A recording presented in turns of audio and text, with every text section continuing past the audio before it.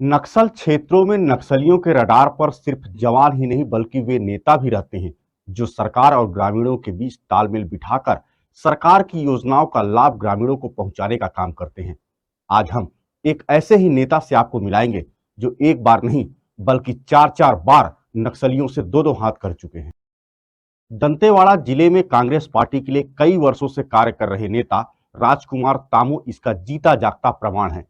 ये वही नेता हैं जिन पर नक्सलियों ने 4 बार आत्मघाती हमला किया, लेकिन चारों बार उनकी किस्मत ने इनका साथ दिया और मौत को मात देकर निकलने में ये सफल हुए, जिसके बाद इन्हें वायु श्रेणी की सुरक्षा भी प्रदान की गई। आइए आपको मिलाते हैं कांग्रेसी नेता राजकुमार तामू से। हमारे पास डीडी समाचार में एक खास मेहमान जुड़ चुके हैं जो राजकुमार तामू जी हैं। कांग्रेस के वरिष्ठ नेता हैं और इनके ऊपर में 3 से 4 बार नक्सली हमला हो चुका है। तो आज उसी नक्सली के ऊपर में मैं इनसे चर्चा करूंगा कि कैसे इनके ऊपर हमला हुआ और क्यों हुआ, कब कब हुआ। ये हमारे पास राजकुमार तामू जी है। आपका स्वागत है डीडी समाचार। थैंक यू, धन्यवाद। मेरे ऊपर हमला सबसे पहले हमला 2007 में हुआ और हमले के पीछे हमारे शहीद महेंद्र कर्मा जी लीडर ऑफ अपोजिशन थे और 5 जून 2005 को रमन सिंह उस समय मुख्यमंत्री हुआ करते थे। बीजापुर जिले में करकिली में एक बड़ा घटना हुआ, नक्सलाइट घटना। उस घटने में माओवाद को ग्रामीणों ने एकत्रित होके माओवाद के खिलाफ लड़ने का एक स्वस्फूर्त आंदोलन खड़ा हुआ उस दिन करकिली में। ऐसा कोई गांव होगा लेकिन बीजापुर है, ये इतना कन्फर्म है। और 5 जून 2005 को निमेड़ में उस अभियान का नाम कर्मा जी द्वारा और जो सलाह जुर्म के आंदोलनरत थे, आंदोलन करते थे, उनके द्वारा एक नाम सुझाया गया था कि इसका नाम क्या रखा जाए। उस समय सबको मिलकर भीड़ से छन की आया आवाज़ कि उस नाम का नाम सलवा जुर्म। सलवा जुर्म का मतलब ये था कि एक शांति, गोणी शब्द है, शांति आंदोलन रखा गया था, उसको सलवा जुर्म नाम दिया गया था। ये सलवा जुल्म जो नाम दिया गया था तो नाम तो दिया था, इसलिए दिया गया था कि सलवा जुल्म को एक पुलिस टाइप का उसको इस्तेमाल किया जाता है। क्योंकि सलवा जुल्म के लोगों को, जो पहले सलवा जुल्म चलता था, तीर धनुष लेकर के चला करते थे वो लोग, और वो भी वही काम करते थे जो जैसे सिपाही लोग करते हैं, उसी टाइप का। क्या नहीं, सलवा जुर्म अपना आदिवासी आदमी उनके खिलाफ, उनके माओवाद के पास तो हथियार थे, आधुनिक वेपन्स थे। और हम लोग के पास क्या था, हम लोग को जो पारंपरिक जो हथियार थे, जैसे तीर धनुष है, टंगिया है, बंडा, हम लोग उसी को लेकर हम लोग लड़ाई लड़े थे जी। उसी को ले समय में सलवा जुल्म के नाम से नक्सल को भगाने के लिए अभियान चलाया गया था। लेकिन उसके बावजूद आपके ऊपर में 3 से 4 बार नक्सली हमला हुआ है, तो वो कैसे हुआ उसको थोड़ा बताएंगे। 2007 या 2008 में मैं मतलब नेक्स्ट टारगेट में तो आ गया रहा, चिट्ठी विट्ठी लोग फेंकते रहे जब हम लोग आंदोलन चल रहा था, तो उसमें मेरा नाम भी हुआ करता था। तो उस चक्कर में मेरा गांव दंतेवाड़ा से कुम्हारा 6-7 किलोमीटर में, मैं दंतेवाड़ा में सोता था। तो उसके बाद मैं सब रोज़ जाता था, अपना खेत का काम हम देके फिर शाम को दंतेवाड़ा में आता था। और इस बीच 2007 को मैं सवेरे जब जा रहा था अपने घर, अभी नर्सिंग कॉलेज बना हुआ है, वहाँ पे 4 माओवादी थे। उन लोग बोले कि यार आजकल काम देखने नहीं आ रहे हो। उस समय मेरा काम कमिली में चल रहा था, बिल्डिंग का काम था। कमिली को गोंडी में कमाड़ बोलते हैं, लेकिन नक्सलाइट लोग मेरे को बोले गमाम मतलब गमावाड़ा। तो मेरा दिमाग वही फैन हो गया कि मेरा काम तो साला कमाड़ में चल रहा है, गमावाड़ा कैसा बोल रहा है। उस जगह में तुरंत समझ में आ गया कि और कोई भी लेबर, मंगलवार के दिन का बात था, कोई भी लेबर अगर काम ढूंढने आएगा तो घर सेठ के घर में आएगा, ठेकेदार के घर में आएगा, चाहे किसान घर में आएगा। रास्ते में रोक के कोई काम नहीं पूछता है, काम हमको चाहिए बोल के। इससे मेरा मतलब दिमाग ये बैठा कि लोग माओवादी। जैसे लोग झोला में हाथ डाले, मैं समझ गया झोला ऐसा झूला हुआ था और हाथ डाले तो नीचे बंदूक था इतना बड़ा। तो मैं अपना गाड़ी स्टार्ट करके दंतेवाड़ा की ओर भागा। ये तो पहली बार की घटना है आपके साथ में, लेकिन जब एक बार ऐसा भी हुआ है जो कि नक्सली से आपका आमने सामने का एक मोमेंट तैयार हो गया, जिसमें आपने एक नक्सली को भी मार गिराया था। नहीं, वो तो 2012 का बात है, 2011 का बात बता रहा हूँ। जहाँ पे अभी जो बात बता रहा हूँ ना, वहीं पे 2011 को सवेरे शाम का बात था, 7:30-8 बजे। उस समय कलूरी एसपी हुआ करते थे और कुकरेजा सर वो थे अपने रीजनल एसपी सर। तो मैं ईटा भट्टी का काम दे के वापस दंतेवाड़ा आ रहा था, तो मेरे ऊपर AK-47 से और इंसास से फायर किए। 3 बार एम्बुश लगाए थे, 3 जगह 100 मीटर के अंदर में 3 जगह एम्बुश लगाए थे, क्योंकि वो रोड अभी सीसी सड़क बन गया। उस समय WBM रोड था, तो रोड के मतलब 6 फुट की दूरी से मेरे को गोली मारा गया था। लेकिन उसमें 3 गोली लगा रहा मेरे को। एक गोली डायरेक्ट बाइक से लेकर टकरा के मैं पैर में लगा था, आज भी पैर का निशान उसी का ही है। और एक गोली यहाँ से निकला, यहाँ लगा रहा, आज भी यहाँ पे निशान पड़ा है। एक गोली इधर से निकला रहा। और मैं सवेरे फिर हम लोग जब पुलिस सर्च केवाटी टीम जब पुलिस में उन लोग गए थे, तो उन लोग तो नेक्स्ट साइड भाग गए थे उस समय। जब दूसरे दिन गए थे तो उस समय 13 इंसास के खोखे मिले थे और 4 AK-47 के खोखे मिले थे। इससे पता लगा कि मेरे को AK-47 और इंसास के वेपन से मेरे ऊपर हथियार मतलब फायरिंग किया गया था। उस समय भी आप डट करके मुकाबला किया, लेकिन डरे नहीं लगे आपको? मेरा पैर टूटा रहा, मेरा हाथ टूटा रहा, मेरा जांग में पूरा खून निकल रहा था। मैं तभी एक हमारे घर में पीछे था, उसको बिठा के मैं डायरेक्ट अस्पताल आया, तो मेरा जान बचा। उस समय मेरा 14 ग्राम खून हुआ करता था, लेकिन 6 किलोमीटर दूरी में मेरा 6 ग्राम खून में आ गया। मैं डॉक्टर साहब लोग बोला, जब तक तो पब्लिक बहुत भीड़ आ गई थी, डॉक्टर साहब बोला साहब मेरा कुछ भी हो, नेक्स्ट साइड का गोली से मरने वाला नहीं, लेकिन ये है कि मेरा खून को बंद कर दो बस। फिर मेरे तत्काल उपचार किए और जगदलपुर भेजे। जगदलपुर भेजने के बाद वहाँ से रायपुर भेजे, रामकृष्ण इलाज चला। आप बस्तर के लिए कांग्रेसी लोग बहुत ही बलिदान दिए हैं, लेकिन उसके बावजूद भी बार बार, जैसे इससे पहले बीजेपी की सरकार थी, उस समय नक्सली मूवमेंट क्या था, और आज आपके कांग्रेस की गवर्नमेंट है, तो क्या लगता है कि पहले से अपेक्षा अब नक्सलिज्म क्या कम हुआ है क्या बस्तर में? नक्सली अभी पहले के मुकाबले अभी तो 90 और 10 का अंतर रह गया। उस समय तो अपन जहाँ पे मैं बैठ के इंटरव्यू दे रहा हूँ ना, यहाँ पे हम दिन में नहीं आ सकते थे।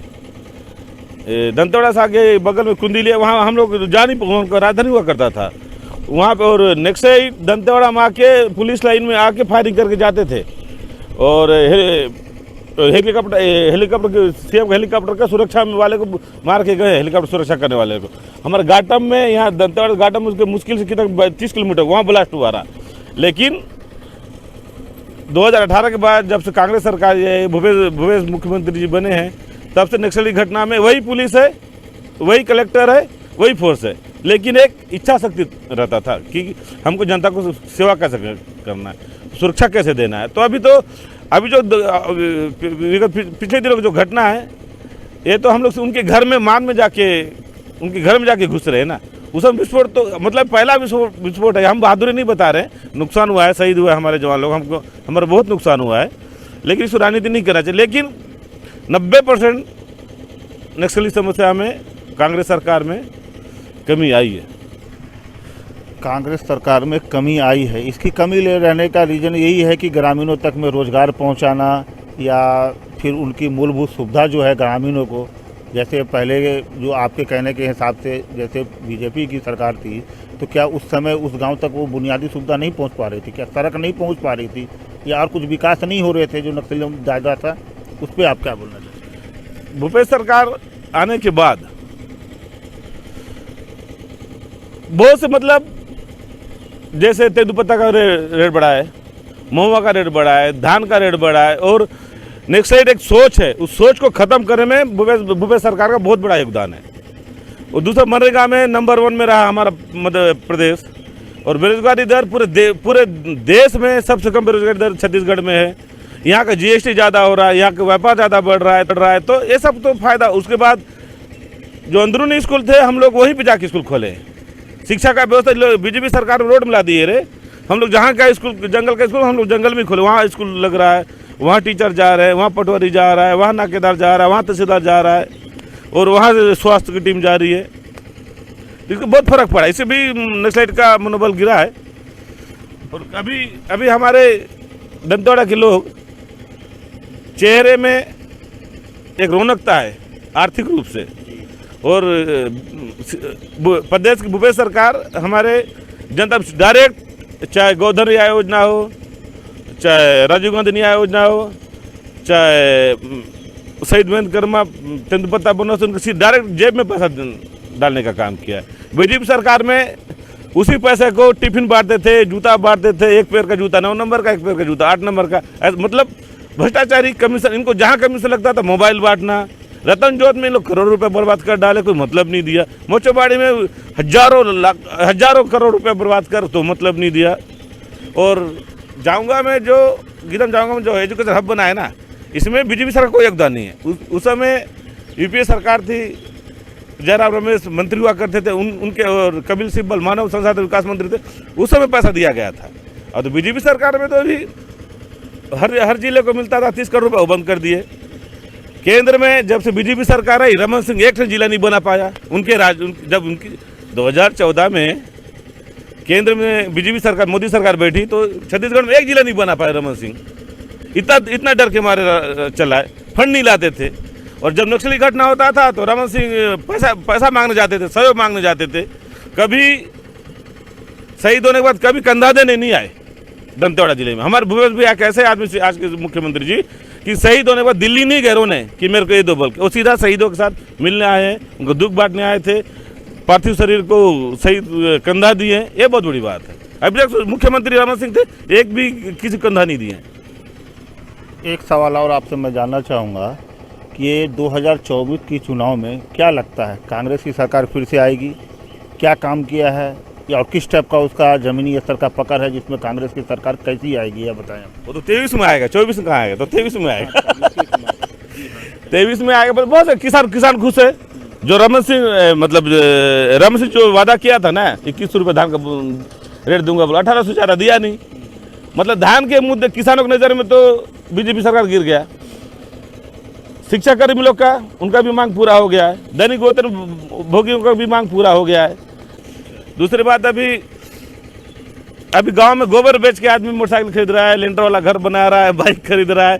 गोबर से बल कितना, जिसको अपन फेंकते थे, देखने को पसंद नहीं करते थे, उससे दुर्घटनाएं भी कम हो रही है। रोडों में अब जानो मवेशी कम बैठ रहे हैं। और किसानों को तो 2500 से ज़्यादा, इस बार तो 2640 रुपये मिल रहा है धान का कीमत। और हर त्यौहार में छुट्टी मना दिया गया है, जो लोकल त्यौहार है।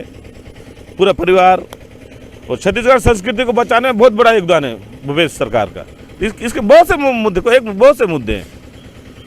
जीएसटी यहाँ लगातार बढ़ रहा है। जी, ये आज हमारे खास मेहमान थे राजकुमार तामो जी। मैं यहीं पे आज का कार्यक्रम को समाप्त करता हूं। मैं लाल था, डीडी समाचार, दंतेवाड़ा। प्रदेश में चुनावी साल चल रहा है। नवंबर माह में विधानसभा चुनाव प्रदेश में होने हैं। ऐसे में सालगिरह के बहाने चुनावी हांडी पकना शुरू हो गई है।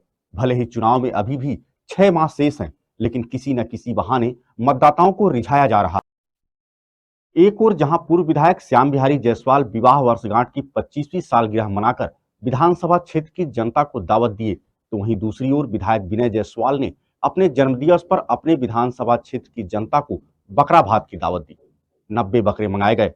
कार्यक्रम स्थल पर ही दर्जनों की संख्या में चुनावी हंडियां भी पकी। ग्रामीणों ने बकरा भात का जमकर लुत्फ उठाया। यहां खाने के साथ साथ संगीत का भी तड़का लगा। छत्तीसगढ़ी कलाकारों का नाचा कार्यक्रम भी रखा गया। अभी कांग्रेस भाजपा ने टिकट वितरण नहीं किया है। यह भी तय नहीं कि किसे टिकट मिलेगा और किसे नहीं, लेकिन बकरा भात का आयोजन चुनावी साल में नए जिले में शुरू हो चुका है। इस चुनावी दावत के बीच एक ऐसी तस्वीर भी सामने आई, जहां एक गांव का सरपंच पति ग्रामीणों को मालवाहक में भरकर तिरंगा झंडा हिलाकर रवानगी देते दिखा। एआईसीसी के द्वारा कर्नाटक चुनाव में बनाए गए ऑब्जर्वर मंत्री कवासी लखमा के द्वारा बोरे बासी खाकर मेहनतकश मजदूरों का मान सम्मान बढ़ाया गया। मेहनतकश मजदूरों के मान, अपनी समृद्धि एवं सांस्कृतिक विरासत के सम्मान में अंतर्राष्ट्रीय श्रमिक दिवस पर सेहतमंद बोरे भासी खाने की अपील छत्तीसगढ़ के मुख्यमंत्री भूपेश बघेल जी के द्वारा 1 मई को एक नई परंपरा की शुरुआत की गई है। सरकार इसे छत्तीसगढ़िया संस्कृति का अभिन्न हिस्सा मानती है। इसमें प्रोटीन, बायोटिक गुणों से शरीर की इम्यूनिटी बढ़ती है। मंत्री कवासी लखमा इस दिन को बोरेबासी दिवस के रूप में मनाने की अपील की। आम आदमी पार्टी ने दंतेवाड़ा पहुंचकर जय स्तंभ चौक पर 11 शहीद जवानों के नाम दिया जलाकर श्रद्धांजलि अर्पित की और मुख्यमंत्री भूपेश बघेल से शहीद जवानों के परिजनों को 1 करोड़ रुपए देने की बात कही। आम आदमी पार्टी के प्रदेश अध्यक्ष और प्रतिनिधि मंडल मेटापाल, बड़े गुडरा, कमेली, बड़े गादम, मारजून, कालेपाल समेत समस्त गांवों में जाकर परिवारों से मुलाकात की, जिसकी जानकारी मीडिया को प्रेस नोट जारी करके आम आदमी पार्टी बस्तर लोकसभा सचिव तरुणा सावे बेतरकर ने दी। इस दौरान कोमल हुपेड़ी ने कड़े शब्दों में कहा कि सरकार को इस हेतु कड़े कदम उठाने चाहिए। बंदूक का जवाब कभी भी बंदूक नहीं होता। शांति बहाल हेतु बातचीत का रुख अपनाते हुए इस मामले को गंभीरता से लेकर मामले में कड़ाई से सुलझाने का प्रयास करें। वहीं तरुणा ने बताया कि प्रदेश अध्यक्ष कोमल हुपेड़ी द्वारा माननीय मुख्यमंत्री भूपेश बघेल सरकार को पत्र लिखकर मांग की गई है कि सभी शहीद जवान परिवारों को दिल्ली के तर्ज पर 1 करोड़ रुपए का सहयोग राशि प्रदान किया जाए और शहीद जवान परिवार के एक सदस्य को नौकरी देने हेतु भूपेश सरकार को पत्र लिखकर आम आदमी पार्टी ने मांग रखी है। आज दंतेवाड़ा में हमारा विशेष रूप से आने का प्रयोजन था। यहाँ पे 27 तारीख को जो अरणपुर के जो जगह पे जो जवान शहीद हुए हैं, जो 11 जवान, उनके परिवारों से हमारी जो प्रतिनिधि मंडल है, जिसमें प्रदेश अध्यक्ष कोमल हुपेड़ी जी के साथ हमारे प्रदेश के जो कमेटी के जो लोग हैं, साथ ही हमारे जिला के पदाधिकारी, वो पूरे लोग पीड़ित परिवारों को मिलने के लिए आए हुए हैं। साथ ही उनके साथ मिल के हमने उनका हालचाल जानने की कोशिश की और यहाँ पे उनसे मिल के आने के बाद दंतेवाड़ा के चौक पे हम उन 11 शहीदों के नाम हमने दीपक जला के उनको श्रद्धांजलि दी है, ताकि भगवान उनके परिवार को दुख सहने की क्षमता दे। और आज हमारे जो प्रदेश अध्यक्ष है कोमल हुपेड़ी जी के द्वारा भूपेश सरकार को पत्र लिखकर मांग की गई है कि 1 करोड़ रुपए की मुआवजा राशि दे, साथ ही साथ उन परिवारों में से एक व्यक्ति को भरण पोषण के लिए उनकी व्यवस्था दी जाए और साथ ही उनको नौकरी का प्रावधान भी दिया जाए। छत्तीसगढ़ के लिए बेहद दुखद घटना था। 27 अप्रैल को 10 जवान और एक ड्राइवर जो कि नक्सली हमले में शहीद हो गए, छत्तीसगढ़ के लिए बेहद दुर्भाग्यजनक था। आज आम आदमी पार्टी के हमारे सारे पदाधिकारी, लोकसभा और जिले के पदाधिकारी, सारे शहीद जवानों के परिजनों से जाके मिले, उनके दुख तकलीफ को देखा और हमने प्रदेश सरकार से मांग किया है कि प्रत्येक शहीद परिवार को 1 करोड़ रुपया सहयोग राशि और उनके परिजनों को नौकरी सरकार के द्वारा दिया जाए, हमारी मांग है। और इसके अलावा हमने देखा कि वो काफ़ी गरीब हैं, आदिवासी परिवार के हैं, उनको आज भी कोई देख रेख करने वाला नहीं है, उस पर सरकार गंभीरता दिखाए। हमने आज दंतेवाड़ा के जयस्तंभ चौक में 11 दिए जला के 11 शहीद जवानों को श्रद्धांजलि दी है। ईश्वर उनकी आत्मा को शांति दे और उनके परिवारों को जो तकलीफ है वो सहने की शक्ति दे। लौह नगरी किरदुल में SKMS यूनियन के द्वारा अंतर्राष्ट्रीय मई दिवस बड़े धूमधाम से मनाया गया। मजदूरों और श्रमिकों को सम्मान देने के उद्देश्य से हर साल दुनिया भर में मजदूर दिवस मनाया जाता है। मजदूरों के नाम समर्पित है 1 मई का दिन। मजदूर दिवस को लेबर डे, श्रमिक दिवस या मई डे के नाम से भी जाना जाता है। श्रमिकों के सम्मान के साथ ही मजदूरों के अधिकारों के लिए आवाज उठाने के उद्देश्य से भी इस दिन को मनाते हैं, ताकि मजदूरों की स्थिति समाज में मजबूत हो सके। मजबूत किसी भी देश के विकास के लिए अहम भूमिका निभाते हैं। हर कार्य क्षेत्र मजदूरों के परिश्रम पर निर्भर करता है। मजदूर किसी भी क्षेत्र विशेष को बढ़ावा देने के लिए श्रम करते हैं। इस कड़ी में लौह नगरी किरदुल में श्रमिक संगठनों द्वारा रैली निकाली गई। दिवस है जो शिकागो में 8 घंटे की लड़ाई को लेकर जो 8 साथियों ने अपनी कुर्बानी दी और उसके बाद पूरे विश्व में मई दिवस मनाने लगे और 1923 भारत में भी मई दिवस मनाया जाता है। हर वर्ष मजदूर उनके शहीदी को याद करते हैं और उस संकल्प के साथ आज एक आने वाले दिनों में भी मजदूरों के जो भी अत्याचार मजदूरों के खिलाफ पूंजीवादी व्यवस्था में होता है उसका मुंह तोड़ जवाब दिया जाएगा। उस संकल्प के साथ ये मई दिवस हर वर्ष मनाते हैं। एक सुखद और बड़ी खबर मुख्यमंत्री निवास से निकल कर आई है। मुख्यमंत्री भूपेश बघेल ने बड़ा निर्णय लिया। छत्तीसगढ़ में अतिशीघ्र बड़े पैमाने पर शासकीय पदों पर भर्तियां होगी। उक्त कार्य के लिए मुख्यमंत्री निवास में उच्च स्तरीय बैठक की गई। सुप्रीम कोर्ट के आरक्षण मामले में दिए निर्णय के परिप्रेक्ष्य में मुख्यमंत्री ने ली बैठक। मुख्यमंत्री ने सभी भर्तियां मिशन मोड में पूर्ण करने मुख्य सचिव को दिए त्वरित निर्देश। बैठक में मुख्य सचिव, डीजीपी एवं अन्य वरिष्ठ अधिकारी उपस्थित रहे। पंजाब के कैबिनेट मंत्री ब्रह्माशंकर जिम्पा की ओर से नगर निगम ऑफिस होशियारपुर में शिकायत निवारण कैंप लगाया गया। पंजाब के कैबिनेट मंत्री ब्रह्माशंकर जिम्पा की ओर से नगर निगम ऑफिस होशियारपुर में शिकायत निवारण कैंप लगाया गया। स्पैसीफाई अखबार दैनिक जागरण 'ਚ भी लगती रही है। पब्लिक संबंधित मुद्दे लगना अपन कोई इतराज नहीं, लगनियां चाहिए सानू कोई नहीं, पर असी कहते हैं कि क्रिटिसिज्म और काम और बराबर जी पत्रकार भरावां नूं सारे मैं निवेदन सोशल मीडिया में कहना कि दोनों चीज़ों बराबर देखो, हेल्दी वे ना देखो। मेरे सारे भरा आ ਅੱਜ ਜਿਹੜੀ ਤੁਹਾਡੀ ਇਹ ਹੋਇਆ ਖੁੱਲਾ ਦਰਬਾਰ ਆ ਉਹਦੇ ਵਿੱਚ ਦੇਖਣਾ ਜ਼ਿਆਦਾਤਰ ਜਿਹੜੇ ਕਾਉਂਸਲਰ ਆ ਉਹ ਇਹ ਸਵਾਲ ਜਵਾਬ ਕਰ ਰਹੇ ਸੀ ਕਿ ਇਹ ਜਿਹੜਾ ਹਾਊਸ ਦੀ ਮੀਟਿੰਗ ਹੁੰਦੀ ਉਹਦੇ ਵਿੱਚ ਨਹੀਂ ਬਿਲਕੁਲ ਆਮ ਲੋਕਾਂ ਨੂੰ ਜਿਹੜਾ ਜ਼ਿਆਦਾ ਚਾਂਸ ਬਿਲकुल ਹਾਊਸ ਦੀ ਮੀਟਿੰਗ ਅਸੀਂ ਇਦਾਂ ਸੀਗਾ, ਅਸੀਂ ਤਾਂ ਖੁੱਲਾ ਦਰਬਾਰ ਲਾਇਆ, ਉਹਦੇ ਵਿੱਚ ਤਾਂ ਅਸੀਂ ਕਿਸੇ ਨੂੰ ਰੋਕ, ਅਗਰ ਕਾਉਂਸਲਰ ਵੀ ਆਏ ਸੀ ਉਹਨਾਂ ਨੇ ਗੱਲ ਇਸ ਕਰਕੇ ਸੁਣੀ ਨਾ ਤਾਂ ਉਹਨਾਂ ਨੇ ਕਹਾ ਸਾਡੀ ਨਾ, ਮੇਰੀ ਗੱਲ ਸਮਝੋ, ਹਾਊਸ 'ਚ ਕੋਈ ਮਨਾ ਨਹੀਂ ਹੁੰਦਾ, ਹਾਊਸ 'ਚ ਆਪਣੀ ਗੱਲ ਰੱਖਦੇ ਰਹਿੰਦੇ ਆ, ਔਰ ਕੋਈ ਇਹ ਜਿਹੜੀ ਅੱਜ ਉਹਨਾਂ ਨੇ ਗੱਲ ਰੱਖੀ ਕੋਈ ਨਵੀਂ ਗੱਲ ਨਹੀਂ ਹੈ। मैं जो काउंसलर सीगा मैं तो एक बार बादल साहब आए थे दरबार च पहुंचा, मेरी गल समझो, तो उन्होंने मैं गल दसी सी और मैं कहा मैं कहा जो मेरे पिछे एक उत्थे मैनू कोई 2-4 सपेरे कराए तो लै दिओ, जो सप है जिथे हुण आपां ट्यूबवेल लाया उत्थे बहुत वधिया चीज़ काम करांगे, थोड़ा टाइम चाहिए सरकार नूं, तो बेनती ना असीं भी करदे देखो ये असीं सीगे, लेकिन असीं अज सारिआं नूं नाल लिया कलैक्टिवली, किसी ने फीलिंग नहीं दित्ती भी तुसीं ओपोजिशन च बैठे हैं। साडा हाउस भी यही रवैया है सारे नाल, बट एक चीज़ है काउंसलर नूं यह बेनती है भी सारे अपने इलाके की बेहतरी रही और शहर की बेहतरी इकट्ठे रहन, उन्होंने स्पैसीफाई ना करन कि नहीं मैं इत्ते विरोध करना, जे खरा काम है तो अगले उत्ते थापी भी होनी चाहिए है। तो बिल्कुल निश्चिंत रहो, होर तुहाडा कोई क्वेश्चन नहीं। एक चीज़ देखने को मिली है भी ज़्यादातर जिहड़ियां समस्या सीवरेज ਜਾਂ ਸਫਾਈ ਨਾਲ ਹੀ ਹੈ।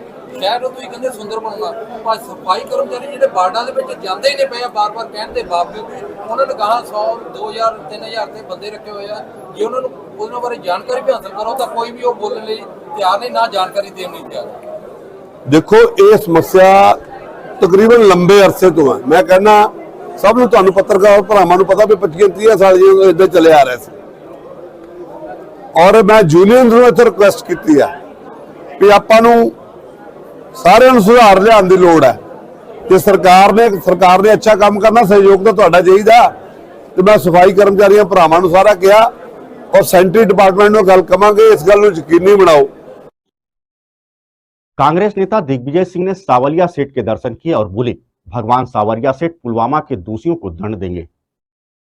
मध्य प्रदेश के पूर्व मुख्यमंत्री दिग्विजय सिंह सावलिया जी पहुंचे। यहां गोविंद वैष्णव द्वारा उपरना ओढ़ाकर उनका अभिनंदन किया गया।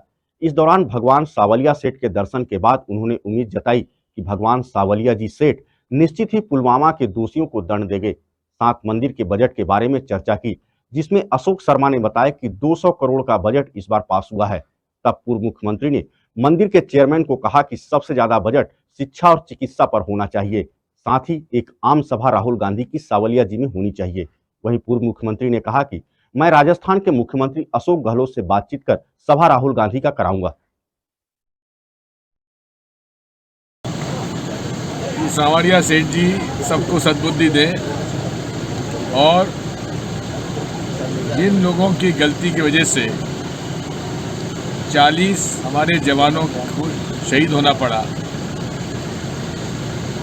उनको सावलिया महाराज दंड दें। सर, राजस्थान और एमपी में आने वाले समय चुनाव की तैयारी है, इस नजरिए को किस तरह देखना चाहते हैं? कर रही है। मातेश्वरी हिंगलाज माता सेवा संस्था के बैनर तले दशनाम गोस्वामी समाज द्वारा माताजी की पंडोली में सामूहिक विवाह सम्मेलन आयोजित किया गया, जिसमें 107 जोड़े पैड़े सूत्र में बंधे। समारोह में शामिल होकर समाज के हजारों लोगों ने नवविवाहित जोड़े को आशीर्वाद दिया। आयोजन को लेकर हिंगलाज माता मंदिर के साथ साथ माताजी की पंडोली गांव को भी सजाया गया। गली मोहल्ले में भगवा झंडे लहराए गए। सुबह दुल्हनों की बिदोली निकाली गई। हिंगलाज माता मंदिर से बैंड बाजों की मधुर स्वर लहरियों के बीच ट्रैक्टर टाली में दुल्हनों को बिदोली रवाना हुई।